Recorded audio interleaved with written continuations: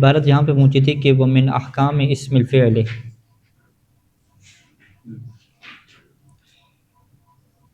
اسم فعل کے احکام بیان کریں گے۔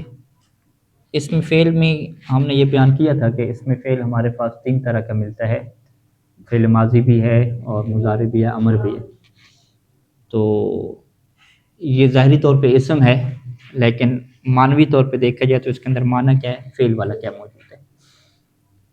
اب اس کے کچھ احکام ہیں، یہ احکام اس وجہ سے ہیں کہ چونکہ اسم فعل فعل والا امر کرتا ہے، جو فعل کے احکام ہیں وہی احکام اسم فعل کے بھی ہیں، لیکن مکمل طور پہ وہی احکام نہیں ہیں، کچھ کیا رہتا ہے، فرق رہتا ہے۔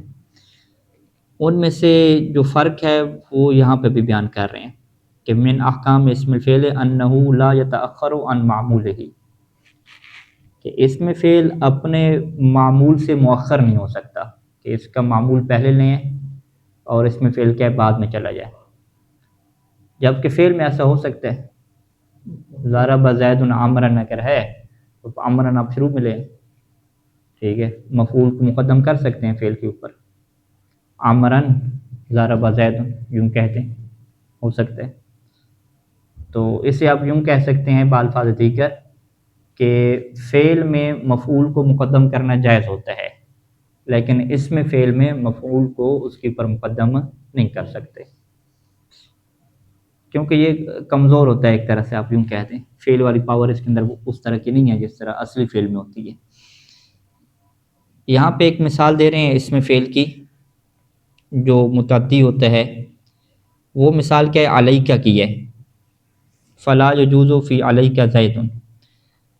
یہ جو علیکہ زید ہے اس میں آپ کو کیا نظر آ رہا ہے، علیکہ میں جار اور مجرور نظر آ رہے ہیں، علیکہ، لیکن اس جار اور مجرور کو اسم بنا دیا گیا، اسم بنا دیا گیا، اور اسم بنانے کے بعد اب انہیں جار مجرور نہیں کہا جاتا، بلکہ ہم کیا کہتے ہیں کہ یہ اسم فعل امر ہے، اور اس کا معنی کیا ہوتا ہے، اس کا معنی کیا ہے، الزم ہے، ٹھیک ہے جی، تم لازم ہو جاؤ، ٹھیک ہے جی، اس کے ساتھ چمٹ جاؤ، اس کو اختیار کر لو۔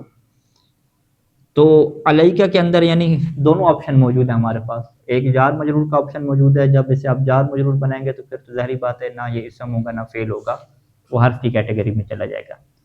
اسی طریقے سے اہل جو عرب ہیں اسے جار مجرور سے ہٹ کے اس میں فعل امر کے طور پہ بھی استعمال کرتے ہیں، اور وہاں پہ جب استعمال کرتے ہیں تو پھر اسے وہ جار مجرور نہیں کہتے، وہ اسے ترکیب میں کیا کہتے ہیں، اس میں فعل امر کہتے ہیں، بمعنی الزم، ٹھیک ہے۔ مثلا یہی جو مثال ہے علیکہ زیدن، اس میں ہم اس کا یہ ترجمہ نہیں کریں گے کہ تمہارے اوپر زید ہے، ٹھیک ہے، یوں تو نہیں کریں گے ترجمہ، بلکہ ہم کیا کریں گے، بمعنی الزم زیدن، کہ تم زید کے ساتھ ہو جاؤ، زید کے ساتھ لازم ہو جاؤ، ٹھیک ہے، زید کے ساتھ جڑ جاؤ، بالکل زید جہاں پہ ہو اس کے ساتھی بن جاؤ۔ تو یہاں پہ آپ نے دیکھا کہ زیدن علیکہ کے لیے کیا واقع ہو رہا ہے، مفعول واقع ہو رہا ہے۔ ترکیب ہم کیسے کریں گے، علیکہ میں ہم کیا کہیں گے، علیکہ اس میں فعل امر ہے، اور انت جو ہے ضمیر ہے جو مستتر ہے وہ اس کا فاعل ہو جائے گی، اور زیدن کیا ہو جائے گا، اس کا مفعول ہو جائے گا۔ اب اگر یہاں پہ علیکہ کی بجائے فعل ہوتا ہے الزم، ہمارے پاس الزم زیدن، تو ہم زید کو شروع میں رکھ سکتے تھے، زیدن الزم کہہ سکتے تھے، لیکن ابھی ہم نے الزم یعنی اصل فعل کو ہم نے اختیار نہیں کیا، بلکہ اس فعل کی جگہ پہ اس کے لیے کیا لے آئے، اسم فعل لے آئے۔ تو جب اسم فعل لے آئے تو کیا اس کے احکام بھی ویسے ہی ہوں گے کہ جو فعل کے تھے، کہ فعل کے اوپر جب مفعول مقدم ہو جاتا تھا۔ تو یہاں پہ مصنف کا کیا موقف ہے اور بہت سارے ناویوں کا کیا موقف ہے کہ فلا یجوز فی علیکہ زیدن بمعنی الزم زیدن ان یقال زیدن علیکہ، کہ علیکہ زیدن، کون سا علیکہ زیدن، جو الزم زیدن کے معنی میں ہے، وہاں پہ آپ یہ نہیں کہہ سکتے، کیا نہیں کہہ سکتے، زیدن علیکہ، یعنی فلا یجوز ان یقال زیدن علیکہ، یہ آپ نہیں کہہ سکتے، ٹھیک ہے جی۔ لیکن مصنف کیا کہتے ہیں کہ یہ بات جو ہماری ہے وہ خلافاً للکسائی، کسائی نحوی کے خلاف ہے، فإنہ اجازہ، اس نے یہاں پہ معمول کی کیا ہے، مقدم کرنے کی اجازت دیتی ہے، معمول کو مقدم کرنا اور فعل کو مؤخر کرنا۔ فإنہ یعنی فإن الکسائی اجازہ، اجازہ تاخیر اسم الفعل عن معمولہ، یوں کہہ دیں آپ کہ اس نے جو ہے وہ اسم فعل کو مؤخر کر دینا اپنے معمول سے، اس کی اجازت دے دی ہے۔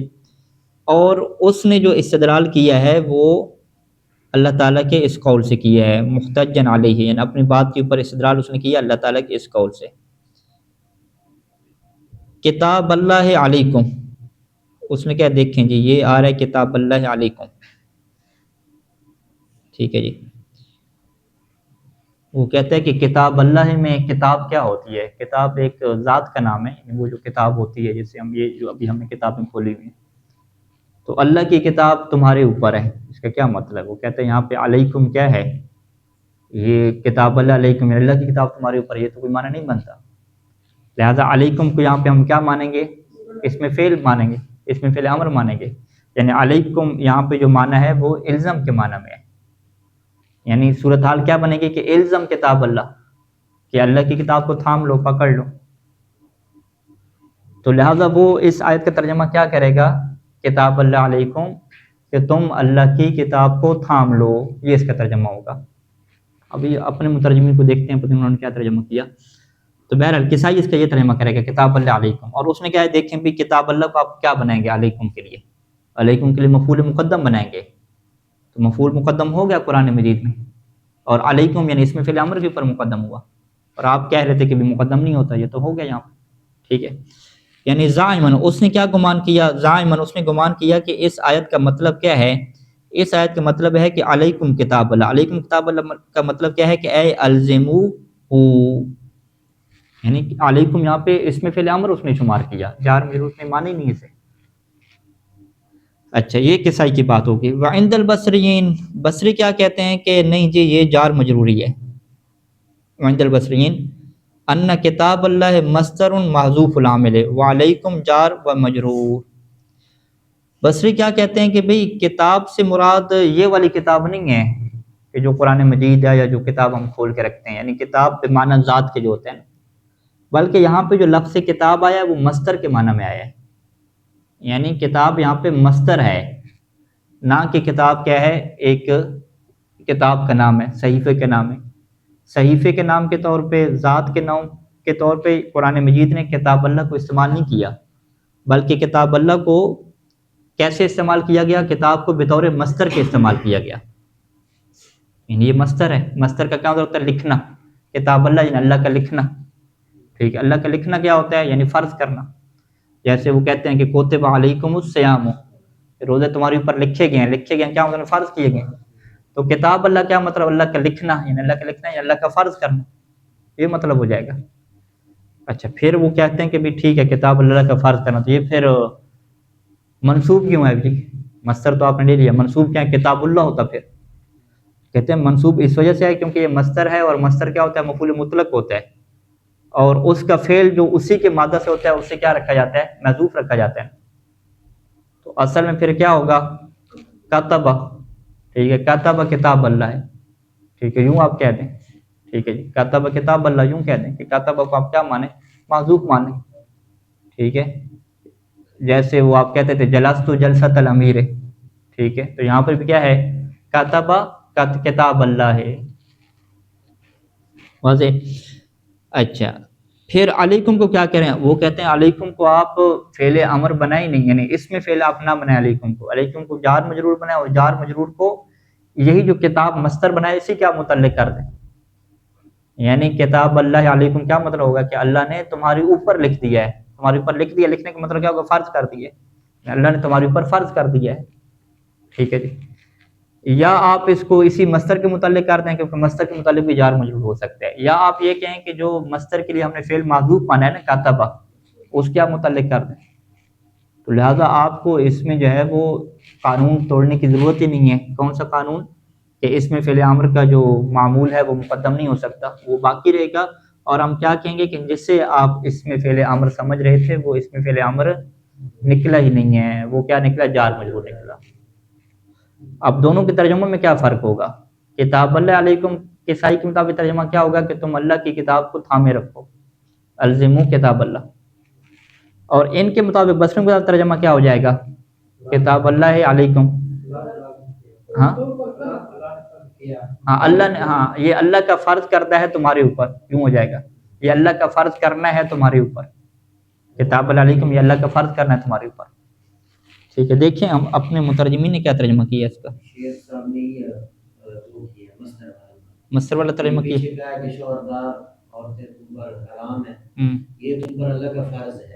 یہ اللہ کا فرض ہے، یہ تو پھر ہاں اللہ کا فرض ہے، کتاب کے معنی میں نہیں کیا. ہاں یہ اللہ کی کتاب ہے، یوں نہیں کہا، یہ اللہ کا فرض ہے. یہ تو اس میں سرچ میں نہیں آ رہا. یہ کون سی سورہ میں ہے؟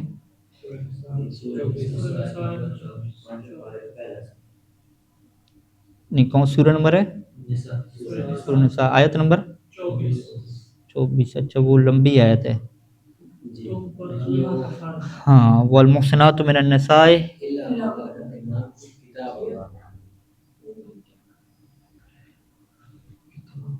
اس میں تو نہیں ہے بھائی، 24 نمبر میں تو نہیں ہے. ہاں کتاب میرے پاس نہیں آ رہا. والمحصنات من النساء الا ما ملكت ايمانكم كتاب الله عليكم. ہاں ٹھیک ہے. والمحصنات من النساء الا ما ملكت ايمانكم کتاب اللہ علیکم. یہاں پہ کیا کیا؟ یہ تم پر اللہ کا فرض ہے. ہاں کتاب کو مصدر کے معنی میں لے لیا، فرض کے معنی میں لے لیا. یعنی انہوں نے کیا کیا کہ صحیح والا ترجمہ نہیں کیا، وہی بصری والا کیا ترجمہ کیا. ٹھیک ہو گیا. اچھا جی، وعند البصرین عبارت پہ آ جائیں کہ بصری میں نزدیک ہے کہ ان کتاب اللہ مصدرون، کہ کتاب اللہ مصدر ہے، محذوف العامل ہے، اس کا عامل محذوف ہو چکا ہے. مصدر ہے، مصدر کا ہے کہ تعبیر کیا بتلاتی ہے؟ نحو، یعنی مفعول مطلق ہے. ٹھیک ہے، مفعول مطلق کے لیے شارٹ کٹ تعبیر جو اصل نحو میں استعمال ہوتی ہے مصدر، اتنا کہہ دیتے ہیں کہ مصدر ہے. مصدر ہے یعنی مفعول مطلق ہے. اور علیکم کیا ہو جائے گا؟ اس میں فعل امر نہیں ہوگا بلکہ جار مجرور ہے، متعلق بہی، یا تو یہ اسی مصدر کے متعلق ہے. بہی کیا مطلب؟ یعنی اسی مصدر کے متعلق ہے. او بالعامل المقدر، یا عامل مقدر کے متعلق ہے. اور تقدیر عبارت کیا ہو جائے گی کہ کاتب اللہ ذالک علیکم کتابا، ان پوری عبارت یوں تھی، کاتب اللہ ذالک علیکم کتابا. ودل علی ذالک المقدر قولہ تعالی، یہ جو آپ کہہ رہے ہیں کہ یہ اللہ نے تمہارے اوپر لکھ دیا یعنی فرض کر دیا ہے، یہ آپ کہاں سے لے رہے ہیں؟ یعنی اس محذوف کے اوپر آپ کے پاس کیا دلیل ہے؟ ٹھیک ہے، یعنی اسے ہم کیا کہتے ہیں کہ جو بھی آپ محذوف مانتے ہیں اس کے اوپر آپ کو کیا چاہیے ہوتی ہے؟ دلیل چاہیے ہوتی ہے. دلیل کیا مطلب کہ آپ کہیں کہ پہلے والے اگر آپ الفاظ دیکھیں، جملے دیکھیں تو وہاں پہ کوئی ایسی بات ہو رہی تھی. تو مصنف کیا کہتے ہیں کہ آپ شروع سے آیات دیکھیں تو شروع میں کیا ہو رہے ہیں؟ احکام بیان کر رہے ہیں کہ حرمت علیکم امہاتکم، کہ تمہاری اوپر تمہاری مائیں حرام ہیں، خالائیں حرام ہیں. یہ ساری کی ساری جو ہے وہ قوانین بیان ہو رہے ہیں نا، کہ تمہارے اوپر کیا کیا چیزیں فرض کی گئی ہیں.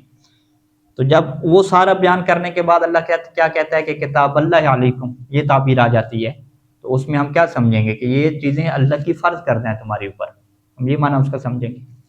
تو لہذا کیا ہے؟ دل علی ذالک المقدر قولہ تعالی، اس مقدر کے اوپر دلالت کس کے، کون سے اللہ تعالیٰ کی آیت نے کی؟ پہلے والی، جو پہلی والی آیت میں حرمت علیکم. حرمت علیکم کیا ہے؟ فرض کو بیان کرتا ہے نا، ایک چیز کو حرام کیا جا رہا ہے، یعنی حکم نافذ کیا جا رہا ہے آپ کے اوپر. لأن التحریم یستلزم الکتابہ، کیونکہ جو تحریم ہوتا ہے یہ کتابت کو مستلزم ہوتا ہے. یعنی تحریم میں آپ کیا کہتے ہیں؟ فرض تو نہیں کیا جاتا بلکہ کیا کیا جاتا ہے؟ حرام کیا جاتا ہے نا. تو حرام کرنے کا لازمہ کیا ہوتا ہے؟ فرض کرنا ہوتا ہے. کیسے؟ اسے ہم کیا کہتے ہیں کہ اگر شراب پینے سے روکا گیا ہے تو اس کا لازمہ کیا ہوگا کہ شراب کا جو رکنا ہے اس کو فرض کر دیا گیا.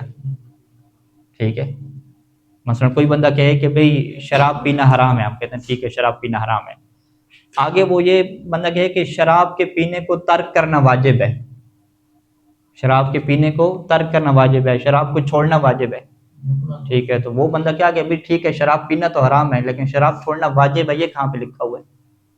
ٹھیک ہے، تو ہم کیا کہیں بھئی شراب چھوڑنا واجب ہے، یہ لکھا ہوا نہیں ہے، لیکن یہ اسی بات کا لازمی معنی کیا ہے؟ یہی بنتا ہے. جب یہ کہہ دیا جائے کہ شراب پینا حرام ہے تو اس کا لازمہ کیا بنتا ہے کہ فرض ہو گیا اس کو چھوڑنا. ٹھیک ہے، اس کو چھوڑنا فرض ہو گیا. جیسے وہ کہتے نہیں ہے کہ نماز پڑھنا واجب ہے، تو اس کا نتیجہ کیا ہے کہ نماز کو چھوڑنا حرام ہے. تو وہ کہیں گے یہ کہاں لکھا ہوا نماز کو چھوڑنا حرام ہے؟ قرآن میں کیا لکھا ہوا؟ اقیموا الصلاۃ. تو آپ کہیں گے اقیموا الصلاۃ کا لازمہ کیا ہے کہ نماز کو چھوڑنا حرام ہے.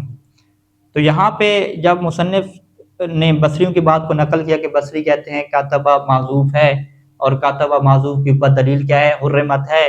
تو سوال یہ کھڑا ہو گیا کہ حرمت تو کیا بتاتا ہے؟ فرض کو تو نہیں بیان کرتا. فرض تو کیا ہوتی ہے؟ چیز واجب ہوتی ہے نا. حرمت تو کیا بناتا ہے؟ نہیں کو بتاتا ہے. تو نہیں سے آپ امر کیسے مراد لے رہے ہیں؟ اس کا جواب کیا ہے کہ لأن التحریم یستلزم الکتابۃ، کیونکہ حرمت کا لازمہ کیا ہوتا ہے؟ فرض ہوتا ہے. حرام ہونے کا لازمی معنی کیا بنتا ہے؟ واجب ہونا بنتا ہے. ایک چیز کو حرام کر دیا گیا تو وہاں پہ کتابت کیا ہوگی؟ فرض کیا ہوگی؟ ترک ہو. اسی وجہ سے کچھ لوگ نہیں اور جو امر ہے دونوں کا ایک ہی معنی کرتے ہیں. ان سے پوچھ میں نہیں اور امر میں کیا معنی ہے؟ وہ کہتے ہیں کہ نہیں اور امر دونوں میں طلب ہے، دونوں میں فرض ہے. ہاں، امر میں کیا ہے؟ طلب الفعل ہے، اور نہیں میں کیا ہے؟ طلب الترک ہے. طلب کی جگہ پہ آپ کیا رکھ لیں؟ فرض رکھ لیں. یہ دونوں میں کیا ہے؟ فرض ہے. امر میں کیا ہوتا ہے؟ فرض الفعل ہے، اور نہیں میں کیا ہے؟ فرض الترک ہے. تو یہاں پہ حرمت کا لازمہ کیا ہو جائے گا؟ فرض الترک ہو جائے گا، کہ جو اللہ نے چیزیں حرام کی ہیں ان کو ترک کرنا کیا ہے؟ فرض ہے.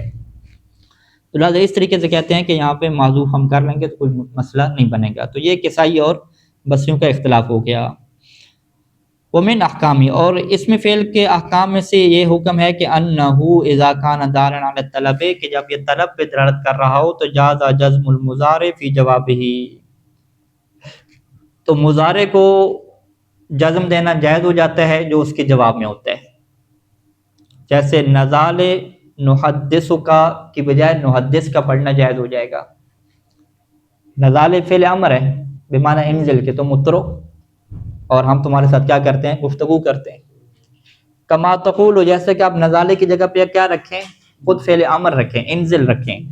تو اس کے بعد بھی کیا ہے؟ محدث کا کو آپ مجزوم پڑھتے تھے، تو یہاں پر بھی کیا ہے؟ اس طریقے سے پڑھنا جائز ہو جائے گا. اسے ہم کیا کہتے تھے کہ فعل کے مجزوم ہونے کے لیے کیا ہوتا ہے؟ کہ وہ طلب کے بعد آ جائے. طلب کے بعد جو فعل آتا ہے اسے مجزوم پڑھا جاتا ہے. تو جو اس میں فعل امر طلب کے معنی میں ہے وہاں پر بھی کیا ہوگا؟ یہی قانون جاری ہوگا. شعر کیا کہتا ہے؟ شعر کہتا ہے کہ وقول کل ما جاشت وجاشت مکانک تحمدی او تستریحی، میرا قول، میری بات کیا ہوتی ہے؟ کل ما جاشت وجاشت، جب بھی وہ یعنی جوش میں آتی ہے. یہ جوش سی ہے، پہلے جاشت جوش سی ہے. جوش میں آنا یعنی پریشان ہو جانا، غمگین ہو جانا. ٹھیک ہے. جاشت وجاشت ایک ہی معنی میں استعمال ہوتا ہے. یعنی جب بھی وہ خاتون یا جو بھی ہے اس کی محبوب ہے یا بیوی ہے، جب بھی وہ جوش میں آتی ہے تو میں اسے حوصلہ دیتا ہوں. کیا کہتا ہوں؟ مکانہ کے کیا مطلب ہے؟ مکانہ کے کا لفظی ترجمہ تو کیا کریں؟ مضاف مضاف الیہ، یعنی تم اپنی جگہ پہ. اپنی جگہ پہ کیا مطلب؟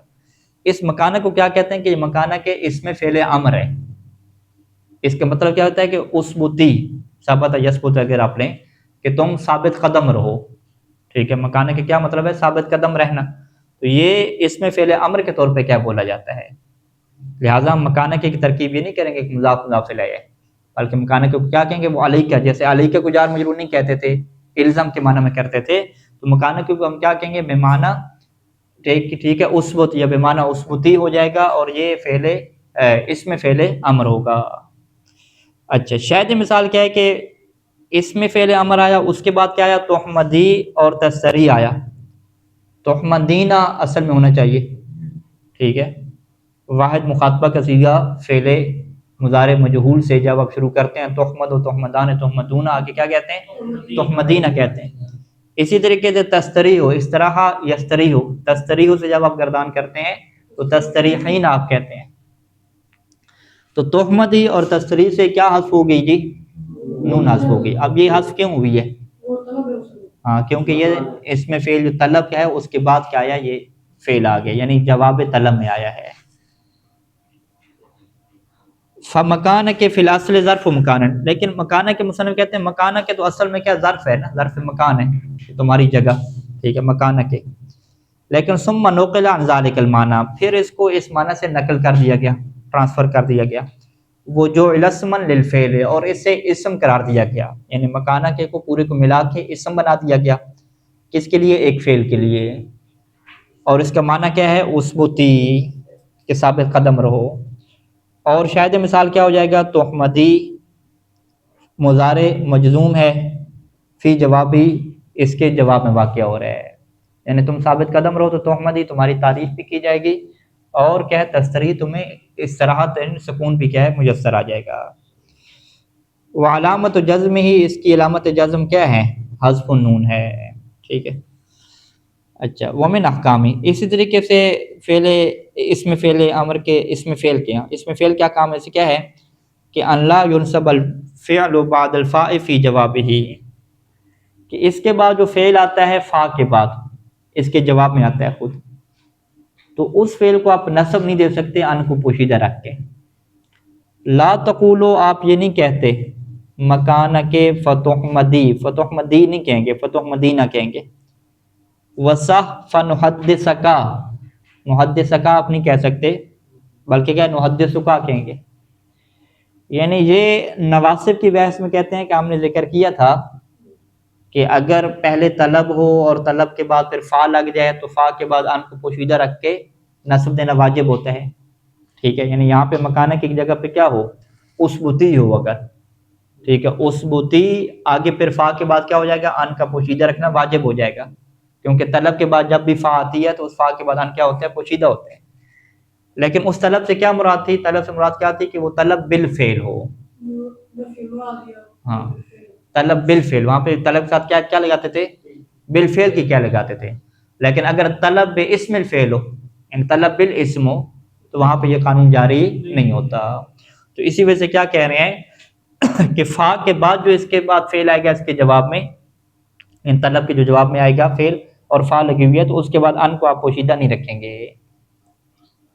یعنی لا تقول، یہ مثال غلط ہو جائے گی، مکانہ کے فتح مدی والی مثال غلط ہو جائے گی، صحیح مثال فتح مدینہ ہوگی یہاں پہ۔ خلاف الکسائی، یہاں پہ بھی کسائی نے کیا اختلاف کیا، اور اس نے کہا کہ بھئی یہاں پر بھی آپ کیا دے دیں گے؟ ان کو پوشیدہ رکھ کے نصب دے دیں گے۔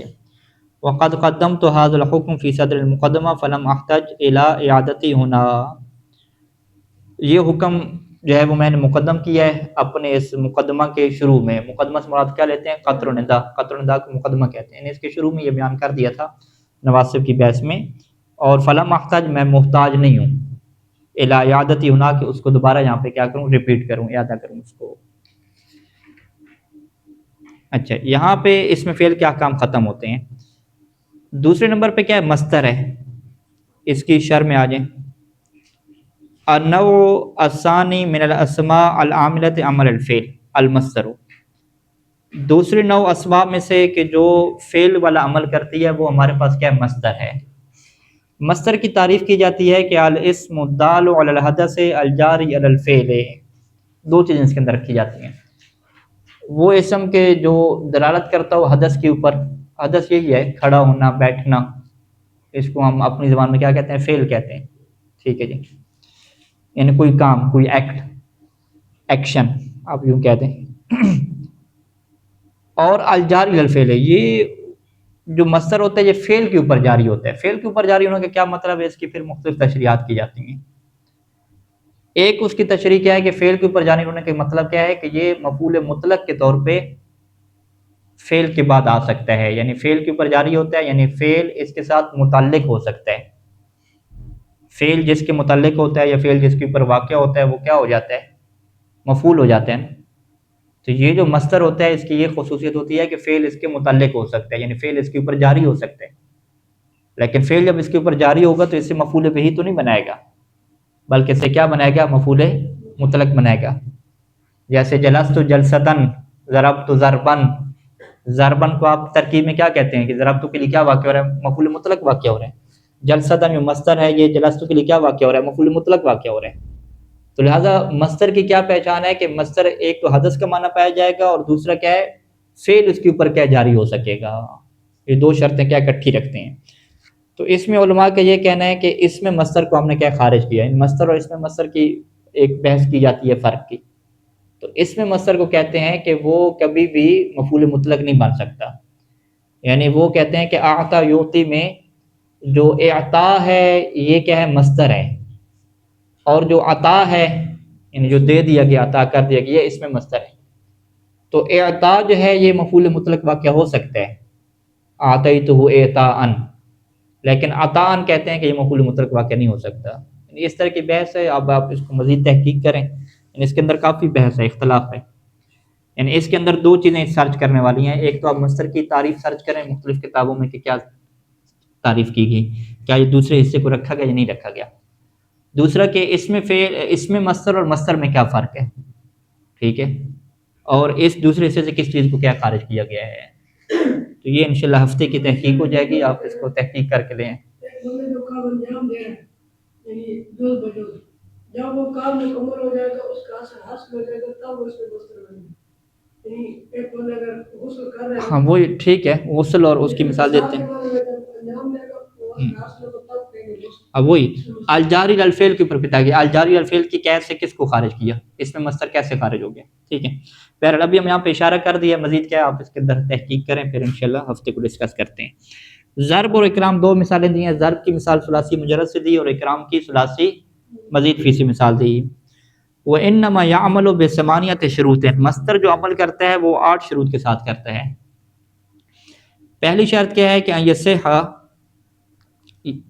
ان یحل محلہ فعل، کہ یہ بات صحیح ہوتی ہے کہ اس مصدر کی جگہ پہ فعل آ جائے، یعنی مصدر کو ہٹائیں، اس کی جگہ پہ فعل رکھیں تو معنی کیا درست بنتا ہو. لیکن کیسے؟ ما ان او فعل مع ما، یعنی اس کی جگہ پہ فعل آ جائے. فعل کیسے ہے؟ ما ان، یا تو ان مصدریہ کے ساتھ ہے ایک فعل، یا کس کے ساتھ ہے؟ ما مصدریہ کے ساتھ ہے. ان مصدریہ بھی ہے اور ما مصدریہ بھی ہے، ٹھیک ہے، دونوں میں سے کوئی ایک لگائیں تو معنی درست بنتا ہو.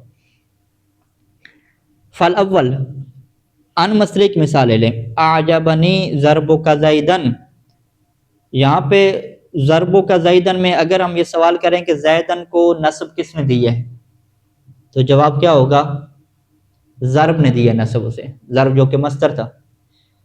اگر ضرب کا میں ہم کاف کے متعلق سوال کریں کہ کاف جو اس میں فاعل ہے فی محل رفع ہے، تو اس کا عامل کیا ہوگا؟ آپ کیا کہیں اس کا عامل کیا؟ ضرب ہے. ضرب کے لیے کیا واقع ہو رہا ہے؟ معمول واقع ہو رہا ہے. تو ضرب یہاں پہ کیا کر رہے ہیں؟ عمل کر رہے ہیں. اسی اگلی مثال یعجبنی ضربک عمرا، یہاں پر بھی ضرب نے کیا کیا؟ عمل کیا. دونوں مثالوں میں فرق کیا ہے کہ اعجبنی ضربک زیدن میں یہ ماضی کی مثال ہے کہ مجھے تعجب میں ڈال دیا تھا جو تم نے زید کو کیا ہے؟ ضربت لگائی تھی. اور دوسرا کیا ہے کہ یعجبنی مجھے تعجب میں ڈال رہا ہے یا ڈالے گا. تمہارا کس کو مارنا؟ امر کو مارنا. من ماضی اور مضارع کا فرق ہے. فَإِنَّهُ يَصِحُّ أَن تَقُولَ مَكَانَ الْأَوَّلِ، جہاں تک ماضی کی بات ہے تو وہاں پہ آپ کے لیے صحیح ہے کہ آپ یوں کہیں اعجبنی ان ضربت زیدن، ٹھیک ہے. یہاں پہ تضرب استعمال نہیں کریں گے، ضربت استعمال کریں گے اور اس کے اوپر کیا لگائیں گے؟ ان لگائیں گے. اور دوسرے کی جگہ پہ آپ کیا کہیں؟ یعجبنی ان تضرب، وہاں پہ تضرب لگا دیں گے اور کیا لگا دیں گے؟ ان لگا دیں گے. اچھا، یہ ان کی مثال ہوگی. وثانی، یعنی ما مصدری کی کیسی مثال بنے گی؟ وہ یوں بنے گی یعجبنی ضربک زیدن الآن. یعجبنی یہاں پہ مضارع ہے لیکن قید کس کی لگ گئی ہے؟ الآن کی لگ گئی ہے. یعنی یہ مضارع کس کے ساتھ خاص ہو گیا ہے؟ حال کے ساتھ خاص ہو گیا ہے، ٹھیک ہے. یہ دو مثالوں میں فرق ہے نا. جب یہ حال کے ساتھ خاص ہو گیا تو فَهَذَا لَا يُمْكِنْ أَنْ يَحِلَّ مَحَلَّهُ أَنْ ضَرَبْتَ، تو کہتے ہیں یہاں پہ جائز ممکن نہیں ہے کہ آپ اس کی جگہ پہ ان ضربتہ کو لے کر آئیں، کیونکہ لِأَنَّهُ لِلْمَاضِي، ان ضربتہ میں تو یہ کیا ماضی کے لیے ہو جائے گا، یہ تقدیر تو کیا ماضی کے لیے، جبکہ یہ تو ہے فعل مضارع. اچھا آپ کہتے ہیں چلیں فعل مضارع ہے تو ہم پھر ان تضرب لے کر آتے ہیں. ولا ان تضرب، ان تضرب بھی نہیں لے کر آ سکتے. کیوں؟ ان تضرب کیا ہو جاتا ہے؟ لِأَنَّهُ لِلْمُسْتَقْبِل، کیونکہ جو ان مصدریہ اور ناصبہ جب لگتا ہے فعل کے اوپر تو اسے خاص کر دیتا ہے کس کے ساتھ؟ استقبال کے ساتھ، ٹھیک ہے. تو یہ تو خاص ہو جائے گا استقبال کے ساتھ، لہذا ان والا یہاں پہ چکر نہیں چل سکتا. ماضی لا نہیں سکتے کیونکہ ہمارے پاس کیا ہے؟ فعل مضارع حال ہے. اور فعل مضارع لا نہیں سکتے کیونکہ اس کے اوپر جب ان لگائیں گے تو وہ کس کے ساتھ خاص ہو جائے گا؟ مستقبل کے ساتھ خاص ہو جائے گا. اب یہاں پہ ہمیں کیا ضرورت پڑے گی؟ مائے مصدریہ کی ضرورت پڑے گی. وَلَكِنْ يَجُوزُ أَن نَقُولَ أَن تَقُولَ فِي مَكَانِهِ، لیکن جائز ہے کہ آپ اس کی جگہ پہ کیا کہیں؟ ما تضرب کہیں. وَتُرِيدَ بِمَا الْمَصْدَرِيَّةِ مِثْلَهَا فِي قَوْلِ تَعَالَى، ابھی قرآن مجید کی مثال دے رہے ہیں، یعنی آپ میں مصدریہ کو استعمال کریں گے.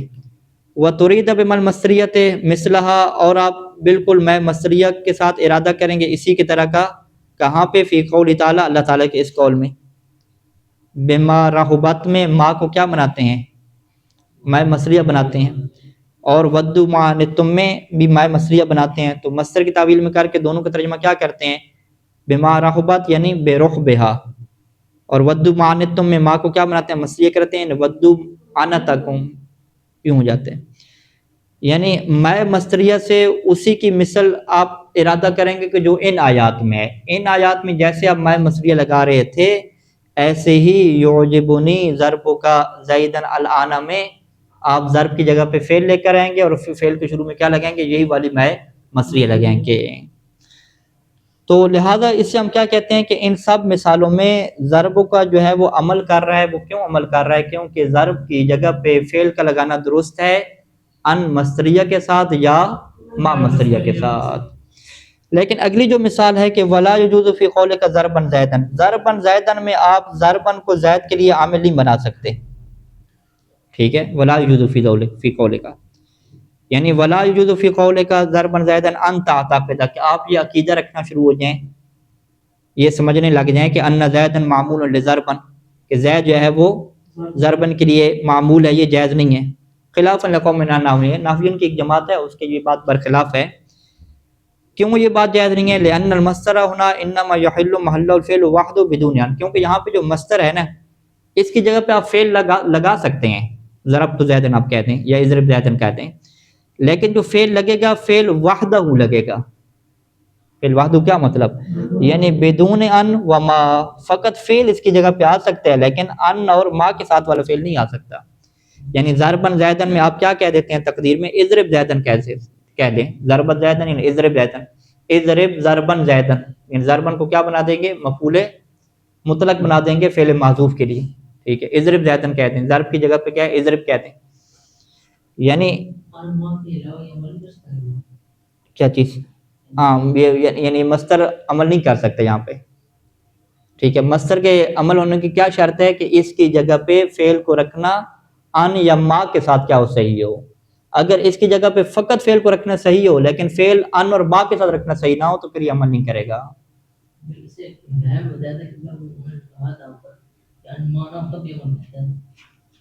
نہیں، ابھی تو ان وغیرہ کی بات ہی نہیں ہے نا، ان ما کے بغیر بھی فعل عمل کرتے ہیں، اس میں کیا ایشو ہے؟ مصدر کے اوپر ان ما نہ بھی عمل کرتے ہیں.